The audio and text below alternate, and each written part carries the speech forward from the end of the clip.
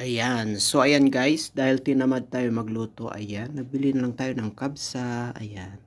White rice po yan. At saka may 1/4 na chicken. May sauce. Yan, dalawang sauce guys. At saka sibuyas. At saka sili. Ayan. Tsaka mayroon tayong papaya guys. Ayan. Sarap guys. Mainit pa. At saka bago siyang luto.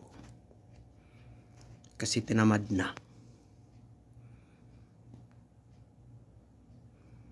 Dahil katatapos ko lang po ng duty. Ayan, itong sauce niya guys. Ayan, chili sauce po yan.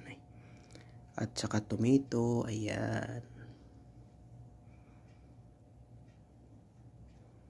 Tsaka meron po tayong papaya. Ayan, ang ganda ng papaya guys. So, tingnan nyo, wala siyang buto.